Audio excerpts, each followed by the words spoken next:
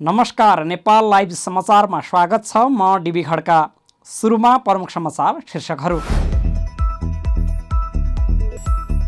प्रतिनिधि सभाको उपसभामुखमा नेपाली काङ्ग्रेसकी सांसद पुष्पा भुसाल निर्वाचित। 242 सांसद उपस्थित रहेकोमा भुसालले पाइन् 148 मत। दोस्रो प्रयासमा उपसभामुख बन्ने लक्ष्य पूरा। धीरज प्रताप सिंहलाई आइजी बनाउने सरकारको निर्णय विरुद्ध दायर भएको रिट सर्वोच्च अदालतद्वारा खारेज। अदालतको फैसलासँगै सरकारको निर्णयबाट असन्तुष्ट एआइजी विश्वराज पोखरेल राजीनामा दिने तयारीमा। अर्थ मन्त्रालयका साथै सिंहदरबार परिसरका सीसीटीभी फुटेज डेटा डिलिट भएको अनुमान समेत गर्न नसकिने सर्वोच्च अदालतको भनाई। राष्ट्रिय बजेट निर्माणको गोपनीयता र संवेदनशीलतासँग जोडिएको विषय रहेकाले मुद्दालाई अग्राधिकार दिने फैसला। बेलायतमा प्रधानमन्त्री पदको दावेदारी दौडमा भारतीय मूलका पूर्व वित्त मन्त्री ऋषि सुनक दोस्रो चरणमा पनि सबैभन्दा अगाडि। दोस्रो चरणको मतदानमा पेनी मोरोडुएन्टले 83 मत पाउँदा लिस्टर्स 64, केमी बार्डनो 49 र टम टुगेन्डेटले पाए 32 मत। र आइसिसी विश्वकप लिग 2 अन्तर्गत गैराती भएको खेलमा भ्रमणकारी टोली नामिबिया स्कटल्यान्डसँग 3 विकेटले पराजित। शनिबार नेपालले नामिबियाको सामना गर्ने। सामान राम्रो छ, ढुक्क हुनुहोस्। थाहा छ त्यसैले त यही लिन आएको। गुणस्तरीय प्लम्बिङको भरपर्दो नाम मार्बल। अब समाचार विस्तारमा। प्रतिनिधि सभाको उपसभामुखमा नेपाली काङ्ग्रेसकी सांसद पुष्पा भुसाल निर्वाचित भएकी छन्। शुक्रबारको प्रतिनिधि सभामा भएको मतदानमा उनी 148 मत प्राप्त गर्दै उपसभामुखमा निर्वाचित भएकी हुन्। मान्य सदस्यहरू, यस सभाका मान्य सदस्य श्री पुष्पा भुसाल गौतमलाई उपसभामुख पदमा निर्वाचित गरियोस् भन्ने प्रस्तावको पक्षमा अर्थात् हुन्छ भन्ने पक्षमा जम्मा 148 मत, प्रस्तावको विपक्षमा अर्थात् हुन्न भन्ने पक्षमा जम्मा 93 मत र प्रस्तावको मत दिन्न भन्ने पक्षमा 1 मत रहेको छ। मान्य सदस्यहरू, यस सभाका मान्य सदस्य श्री पुष्पा भुसाल गौतमलाई उपसभामुख पदमा निर्वाचित गरियोस् भन्ने प्रस्तावको पक्षमा 148 मत परेको र उक्त सङ्ख्या प्रतिनिधि सभामा तत्काल कायम रहेका सम्पूर्ण सदस्य सङ्ख्याको बहुमत भएकोले यस सभाका मान्य सदस्य श्री पुष्पा भुसाल गौतमलाई उपसभामुख पदमा निर्वाचित गरियोस् भन्ने प्रस्ताव बहुमतले पारित भएको घोषणा गर्दछु। भुसाललाई काङ्ग्रेस, माओवादी केन्द्र, एकीकृत समाजवादी, जसपा, लोसपा र राजोमले समर्थन गरेका थिए। भुसालको प्रस्तावक देव गुरुङ र लक्ष्मी चौधरी समर्थक थिए। शुक्रबार प्रतिनिधि सभामा 242 सांसद उपस्थित रहेकोमा मत विभाजन प्रक्रियाबाट भएको मतदानमा भुसालले 148 मत प्राप्त गरिन्। भुसाललाई निर्वाचित गरियोस् भन्ने प्रस्तावको विपक्षमा 93 मत परेको थियो। प्रस्तावमा मत दिन्न भन्ने विकल्पमा 1 मत परेको थियो। भुसाल निर्वाचित भएसँगै नेकपा एमालेकी उम्मेद्वार विद्या भट्टराईलाई निर्वाचित गरियोस् भन्ने प्रस्तावमाथि मतदान गरिएन।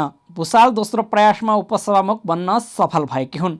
यही संसदको आरम्भमा उनी एमालेकी सांसद शिवमाया तुम्हाम्बेसँग पराजित भएकी थिइन्। भुसाललाई यसपल्ट सत्ता गठबन्धनका 5 दलसहित लोकतान्त्रिक समाजवादी पार्टीको समर्थन रहेको थियो। तत्कालीन सभामुख कृष्णबहादुर महरालाई बलात्कार आरोप लागेपछि राजीनामा दिएका थिए। त्यसपछि सभामुखका लागि निर्वाचन हुनुअघि तुङबा हाम्फेले राजीनामा दिनु परेको थियो। माओवादी केन्द्र र नेकपा एमाले मिलेर नेकपा बनिसकेका कारण तुङबा हाम्फेको उपसभामुखमा निरन्तरता हुन सकेन। उनको राजीनामापछि 29 महिनादेखि उपसभामुख पद रिक्त थियो।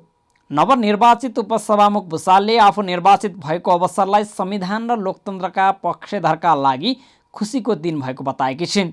निर्वाचित भएपछि प्रतिनिधि सभाबाट बाहिरिने क्रममा उनले संवैधानिक पदले पूर्णता पाएको पनि बताइन्। अब लामो समयदेखि उपसभामुख जस्तो एउटा संवैधानिक पद आज पूर्णता पाएको छ। यो सबै सदनको लागि, सांसदज्यूहरूको लागि, मलाई लाग्छ संविधानको पक्षधर जति पनि छौँ लोकतन्त्रवादीहरू सबैको लागि यो खुसीको दिन हो। आज संविधानको कार्यान्वयन पूर्ण रूपबाट भएको छ। संसदको सबै पदहरूले पूर्णता प्राप्त गरेको छ र मलाई लाग्छ यो सबैको लागि यो आजको दिन अत्यन्त महत्त्वपूर्ण दिनको रूपमा सबैले लिनुपर्दछ। उपसभामुखको निर्वाचनलाई लिएर एमाले संसदीय दलका उपनेता सुभाष नेमाङले खुसी व्यक्त गरेका छन्। शुक्रबार प्रतिनिधि सभाबाट बाहिरिने क्रममा उनले ढिलै भए पनि छोरी भएको भन्दै खुसी प्रकट गरे। धीरज प्रताप सिंहलाई नेपाल प्रहरीको महानिरीक्षक आइजी बनाउने सरकारको निर्णय विरुद्ध दायर भएको रिट सर्वोच्च अदालतले खारेज गरिदिएको छ। सर्वोच्चले रिट खारेज गरेसँगै सिंह प्रहरीको आइजी कायम रहने भएका छन्। कायम मुकायम प्रधान न्यायाधीश दीपक कुमार कार्की र न्यायाधीश कुमार चुडालको शुक्रबारको संयुक्त इजलासले सिंहलाई आइजी बनाउने सरकारको निर्णय विरुद्ध प्रहरी अतिरिक्त महानिरीक्षक विश्वराज पोखरेलले दायर गरेको रिट खारेज हुने फैसला सुनाएको हो। शुक्रबार रिट निवेदक पक्षका कानुन व्यवसायीले जवाफी बहस सकेपछि सर्वोच्चले सरकारका निर्णय सदर हुने गरी रिट खारेज हुने फैसला सुनाएको हो। अदालतको फैसलासँगै आइजी पोखरेलको आइजी हुने सम्भावना लगभग समाप्त भएको छ। सरकारले वरियताको तेस्रो नम्बरमा रहेका सिंहलाई नयाँ आइजी बनाएपछि पोखरेल सर्वोच्च पुगेका थिए। तर सर्वोच्चले भने सरकारको निर्णय नै सदर हुने गरी रिट खारेज हुने फैसला गरेको हो। फैसलासँगै एआइजी पोखरेलले राजीनामा दिने भएका छन्। पोखरेलले आइतबार वा सोमबार राजीनामा दिने तयारी गरेको उनी निकट स्रोतले नेपाल लाइभलाई जानकारी दिएको छ। पोखरेलले बिदा माग गर्दै फारम पेश गरे पनि आइजी सिंहले बिदा स्वीकृत गरेका छैनन्। प्रहरी नियमावली अनुसार 45 दिनसम्म गैर हाजिर भएमा बर्खास्तसम्म गर्न सकिने व्यवस्था भएकाले त्यसअघि नै राजीनामा दिने तयारी पोखरेलले गरेका हुन्।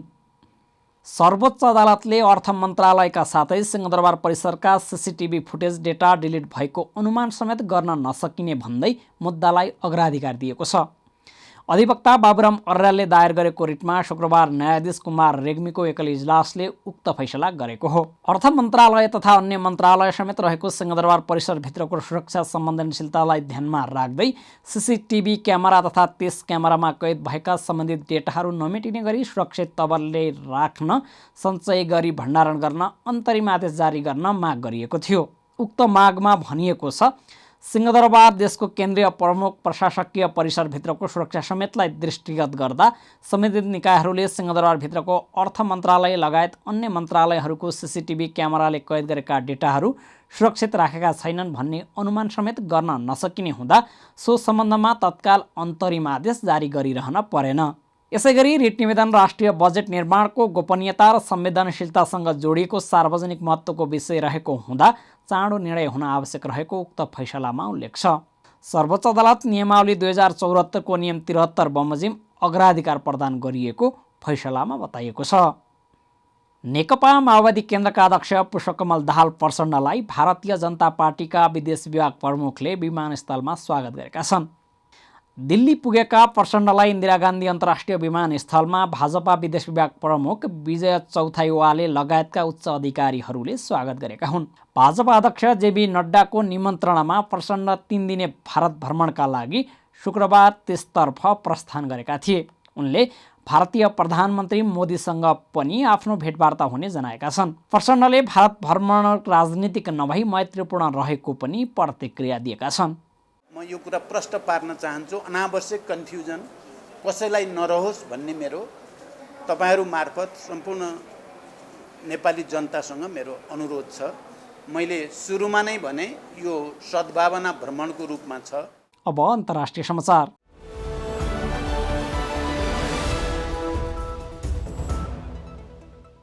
बेलायतमा प्रधानमन्त्री पदको दावेदारी दौडमा भारतीय मूलका पूर्व वित्त मन्त्री ऋषि सुनक दोस्रो चरणमा पनि सबैभन्दा अगाडि रहेका छन्। दोस्रो चरणको मतदानमा सुनकले 101 सांसदको समर्थन हासिल गरेका छन्। उनले निकटतम प्रतिस्पर्धी पेनी मोरडुएन्टभन्दा 18 मत बढी पाएका छन्।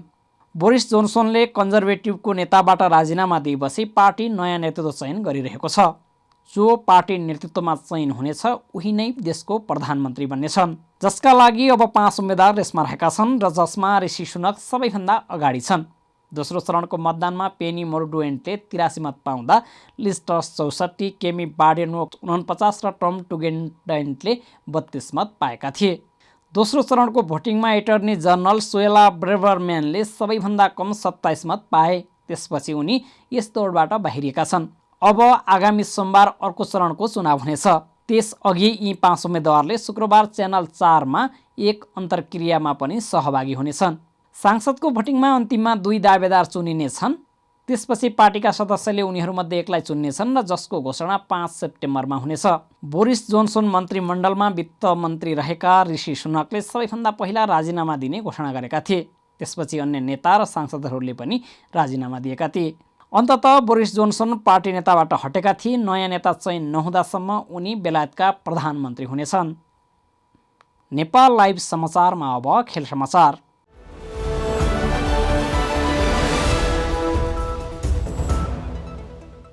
आइसिसी विश्वकप लिग 2 अन्तर्गत गैराती भएको खेलमा भ्रमणकारी टोली नामिबिया स्कटल्यान्डसँग 3 विकेटले पराजित भएको छ। 216 रनको विजयी लक्ष्य पछ्याएको स्कटल्यान्डले 48.5 ओभरमा 7 विकेट गुमाउँदै लक्ष्य पुरा गर्यो।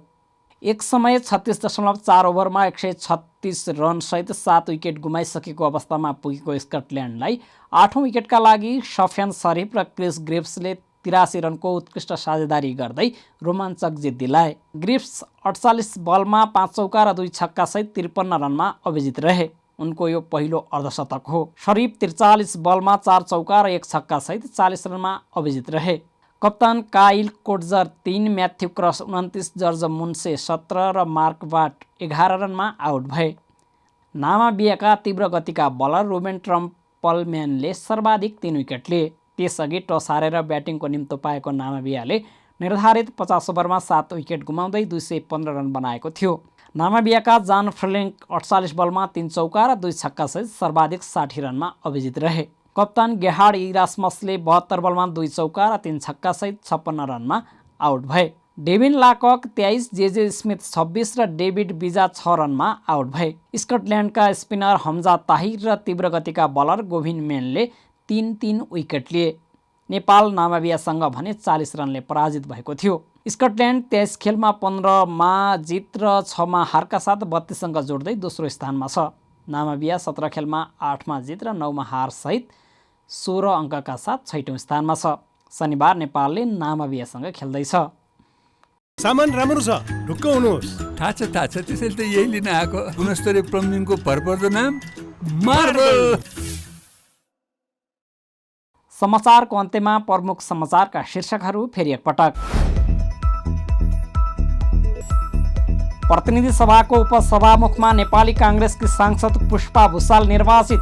242 सांसद उपस्थित रहेकोमा भुसालले पाइन् 148 मत। दोस्रो प्रयासमा उपसभामुख बन्ने लक्ष्य पुरा।